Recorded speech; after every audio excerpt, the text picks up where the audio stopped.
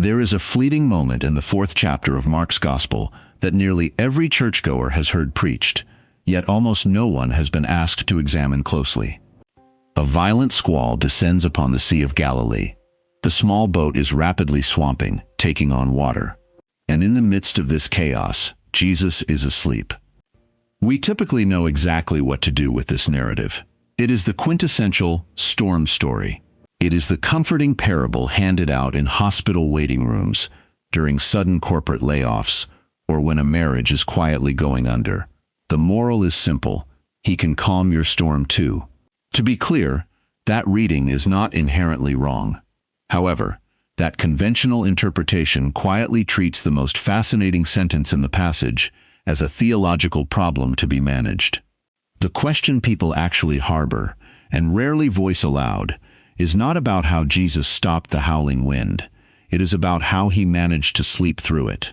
And the answers to this usually arrive disguised as apologies.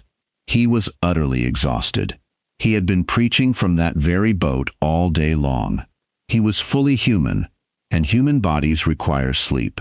While all of those statements are historically and biologically true, absolutely none of them represent what Mark is trying to achieve as a storyteller.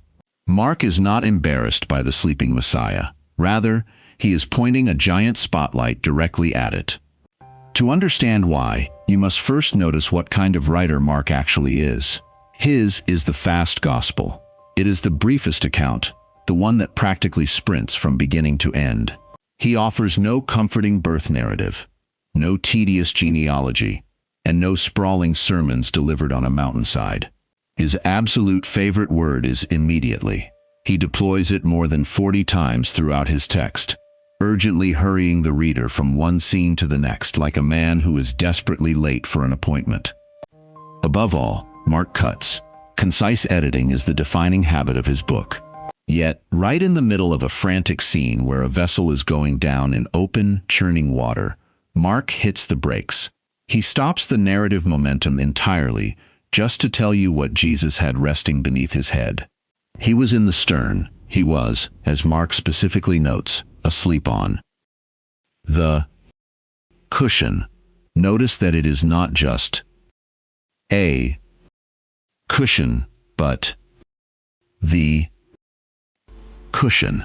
The original Greek word is proskephalion, derived from pros, toward or against, and kephal, head. Literally, it is the thing you purposefully wedge against your head for rest. This specific word appears exactly once in the entire New Testament. It is in this single verse, and nowhere else. Matthew recounts this exact same story and leaves the cushion out. Luke tells the same tale and completely omits it. The shortest gospel, penned by the author notorious for cutting everything extraneous, is the only one that preserves the pillow. That is the distinct sort of granular detail that does not survive verbal retelling unless an eyewitness vividly remembered it. The early church was unanimous in its belief that Mark transcribed what Peter preached, and this passage reads exactly like that. It possesses the useless, hyper-vivid specificity of a terrified man who was actually in the boat and never quite managed to get that surreal image out of his head. The complete memory wasn't simply that he was sleeping. It was, he was in the stern, resting on the cushion, and we had to wake him. The other half of that sentence, his location, matters just as deeply. He was in the brim, the stern of the ship. On a first-century fishing boat of that size, the stern is absolutely not the passenger seat. It is the helmsman's station. It is where the heavy steering oar is mounted. It is where the single man responsible for the safety of the vessel sits. It is the one place on board that silently declares, "This boat is my problem." Therefore, the picture Mark hands you is not of a weary traveler curled up out of the way in the cargo hold. It is a picture of a man fast asleep in the very seat of control, his head resting heavily on the steersman's own cushion, while hardened professionals completely panic around him. And make no mistake, they were professionals. At least 4 of the men frantically bailing water had fished this specific lake for a living. They knew those waters intimately. They knew the way the lake sits in a basin 700 feet below sea level, where freezing air spills violently down the surrounding ravines onto the warm surface water. They knew the terrifying way it could turn deadly without a moment's warning. These men were not skittish tourists. When rugged fishermen who have worked a massive lake their entire lives collectively decide that they are about to die on it, the situation is genuinely critical. Mark notes that the waves were aggressively breaking into the boat, and the hull was already filling. Yet, he does not say that Jesus even stirred. Furthermore, Mark's chosen word for this storm is not the ordinary Greek term for wind. He writes, "Lilaps, a squall, a severe downburst, a violent sudden entity that crushes down upon a lake rather than simply blowing across it." It is the exact word the Greek Old Testament reaches for when a whirlwind is acting as something far more than mere weather. In the book of Job, when God finally answers the suffering man, he answers out of a lilaps. This context is worth holding on to, because for the Jewish men in that boat, the sea was never simply water. In the Hebrew imagination, the deep sea is the ancient, primal enemy. It represents the formless, chaotic darkness that had to be forcibly pushed back before anything living could thrive. It is the murky domain of the sea monster, the dark force that the Psalms frequently speak of as endlessly raging and roaring against order. When the poet of Psalm 89 wants to unequivocally declare that God is the Almighty, he phrases it like this: "You rule the raging of the sea. When its waves rise, you still them." In Job, God dramatically describes shutting the chaotic sea behind locked doors and commanding it, "Here you come, and no farther." The sea has a divine boundary, and that boundary is dictated by a word from God. That rich theological history is the furniture occupying the disciples' minds. It heavily dictates what happens next. They finally violently wake him, and what pours out of their mouths is not a pious prayer of faith. "Teacher, do you not care that we are perishing?" Read that accusation slowly, because it is not a plea to save us. It is not a cry for help. It is a bitter accusation dressed up as a question, and it is arguably the most profoundly honest line in the entire passage. They are not actually asking him to perform a miracle. They are telling him exactly what they believe his sleep means. To their panicked minds, a man who truly cared about them would be wide awake. A man who cared would be frantically grabbing a bucket and bailing water. His profound rest looks to them exactly like callous indifference. And that human inference is so incredibly natural that most of us have made it ourselves, often without even noticing we were essentially quoting a Bible verse when we did. Jesus does not bother to defend himself against their accusations. He simply stands up and speaks directly to the severe weather. Mark's specific verb here is epitimason. He rebuked it.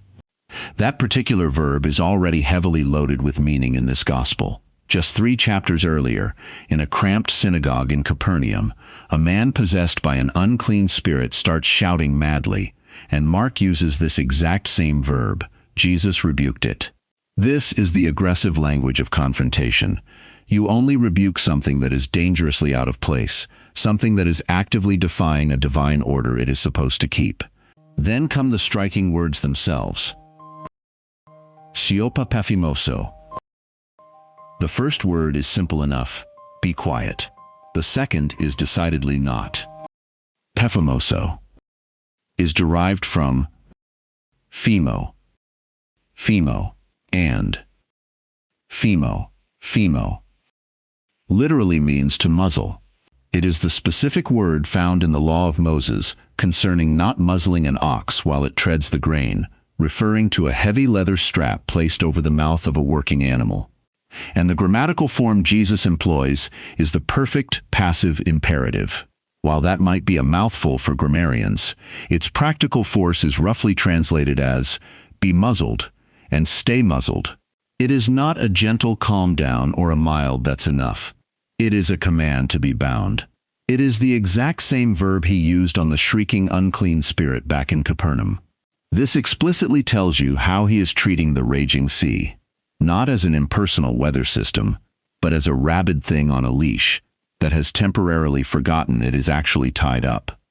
The ancient enemy of the deep, the primal chaos that exists within a divine boundary, is spoken to in this fragile wooden boat the exact way you would speak to a dangerous beast that had broken loose. And it obeys him instantly. Mark records that the punishing wind dropped entirely, and there was a galane megale, a great calm.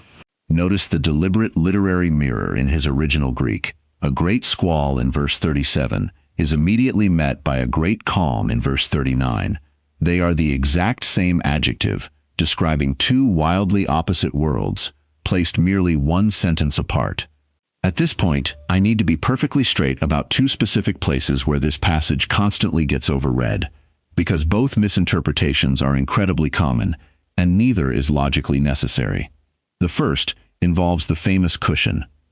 It is highly tempting to make a great deal out of that definite article. The cushion, as if Mark were secretly flagging some mystical or magical artifact. He probably was not. Most sensible commentators agree that it was simply standard nautical equipment. The steersman's leather pad was kept in the stern of virtually every working boat on that lake. It was as thoroughly unremarkable as finding a generic life jacket tucked under a modern boat seat. That practical view is very likely correct. The cushion itself was wonderfully ordinary, but the narrative argument here has never depended on the physical cushion being special. It solely depends on the fact that Mark intentionally kept it in the story.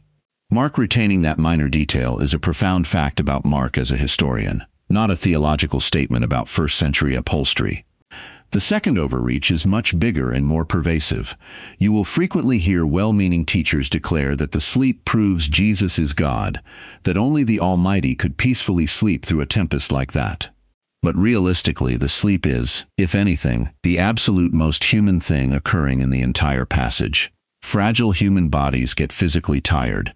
The eternal God does not. The older, more traditional reading of the text is actually the better one, and it runs in the exact opposite direction. The deep sleeping showcases his complete humanity, while the commanding rebuking showcases his supreme divine authority. Mark has deliberately set these two stark realities a mere 10 feet apart inside the very same boat, entirely on purpose.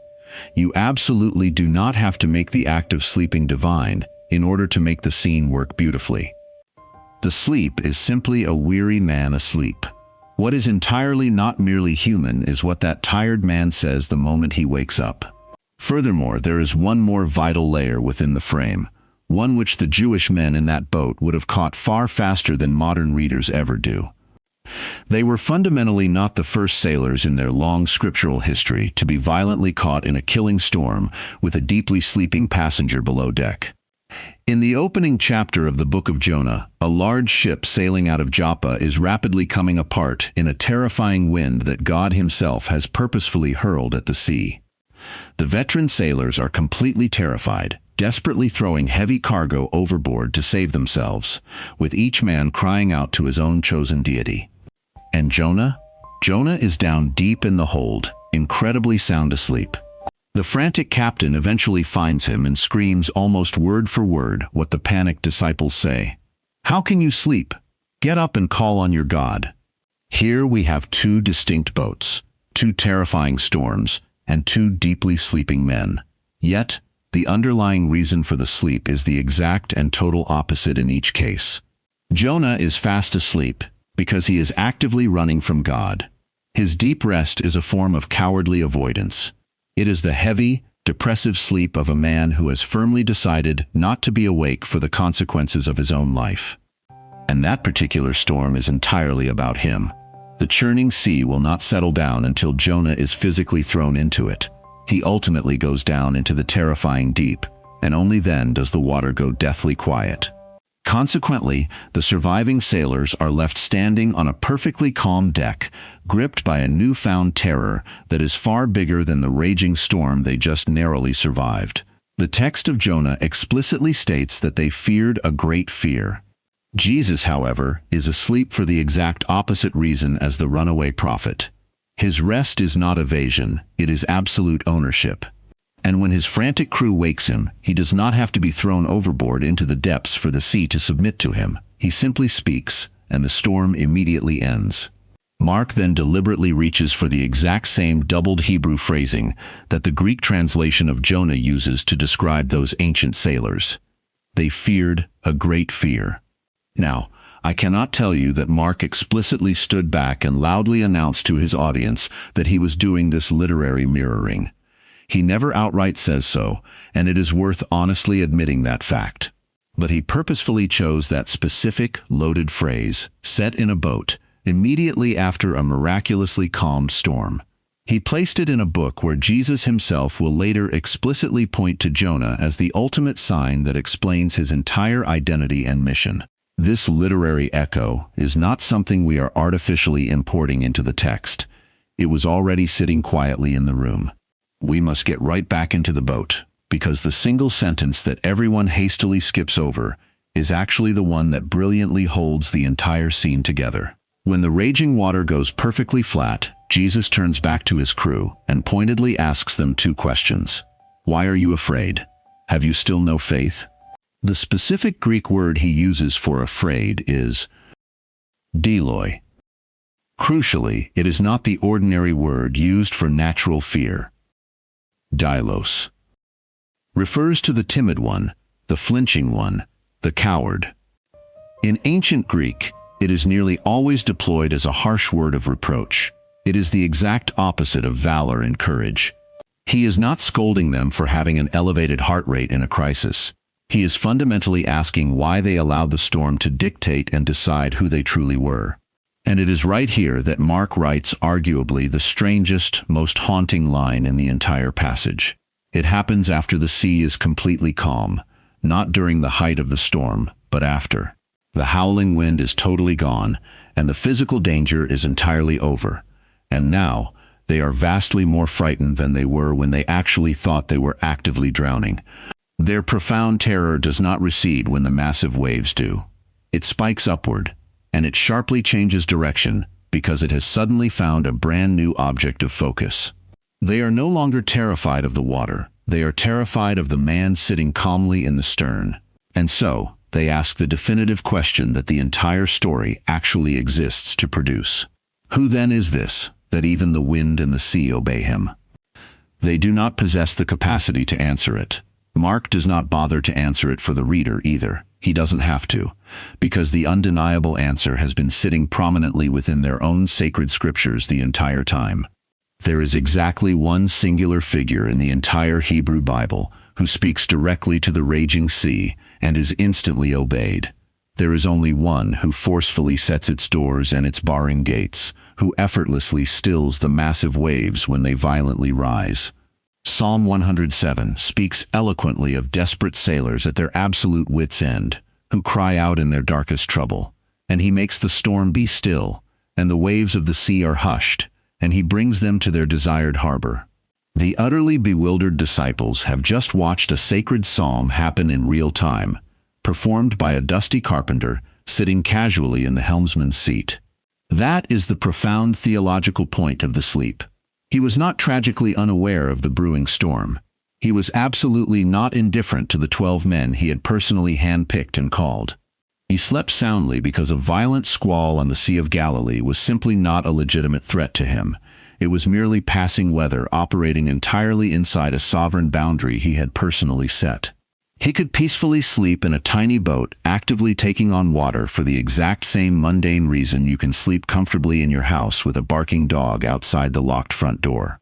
The posture that the terrified disciples interpreted as dangerous carelessness was, in reality, the only totally accurate assessment of the situation on board that ship. And this realization brings the ancient story uncomfortably close to home, because their panicked question is likely the exact one you have already asked in your own life. Perhaps you didn't voice it in those exact words. But if you have ever anxiously prayed through a terrifying medical diagnosis, stared down a plummeting bank balance, or wept over a child who suddenly refuses to speak to you, and you heard absolutely nothing back, then you have confidently run their exact emotional arithmetic. To our fragile minds, divine silence looks exactly like total absence. Divine rest looks suspiciously like divine indifference. It is a frighteningly short walk from, "He has not answered me," to, "He is not even awake." And the painful truth is, most of us have made that exact walk in the pitch dark, with the cold water rapidly rising around our ankles. Notice carefully then that Jesus never actually answers the frantic question they originally asked him. He never turns to them and reassuringly says that of course he cares. He does not attempt to defend or justify his controversial sleep in the slightest. Instead, he completely changes what they are looking at, shifting their desperate focus from the raging storm outside to the sovereign person inside the boat. He simply lets the deafening calm make his entire argument for him. And notice closely what he categorically does not do. He does not promise them that this squall will be the final storm of their difficult lives. It certainly was not. Most of the weathered men standing on that soaked deck would eventually meet far worse metaphorical weather than a Galilean squall, and they would quickly learn that the sea would not always be commanded to sit down and be quiet. What he gave them in that terrifying moment was not a blanket guarantee of perpetually flat, safe water. It was one crucial piece of paradigm-shifting information, delivered at point-blank range. Whatever this terrifying sea represents to you, it is simply not that to me. Therefore, the profound freedom hidden within this ancient story is not the hollow promise that your personal storm will perfectly end on your preferred schedule. It is the life-altering discovery that absolute panic is not the only sane, rational response to a deadly situation. It is the realization that the ultimate outcome was never actually resting on how adequately frightened you managed to be. You are not being asked to stoically feel nothing. You are simply being asked to open your eyes and notice exactly who is sitting in the stern. And if he truly is who the great calm declares he is, then the paralyzing fear that flattens you is not measuring the actual danger accurately at all. It is only measuring how profoundly alone you incorrectly thought you were. The violent storm was abruptly stopped by a spoken word, but it had already been silently answered by a humble cushion. That is the essential truth to pack up and take with you. Before Jesus ever said a single syllable to the howling wind, he had already communicated something massive with his peaceful sleep. His rest declared that this chaotic water had a hard limit. It declared that this fragile boat would inevitably arrive at its destination. It declared that the whole shrieking, chaotic emergency was, from exactly where he lay, survivable enough to simply rest in. The panicked disciples had the solid evidence sitting right in front of them the entire time. They merely mistook it for neglect. There is still a cushion resting in the stern, and it was never meant to be only his. May the eternal God who set the raging sea its boundary, and who has never once lost track of it, grant you profound sleep in the very middle of whatever it is that frightens you most. And may he safely bring you to the quiet harbor you were headed for all along.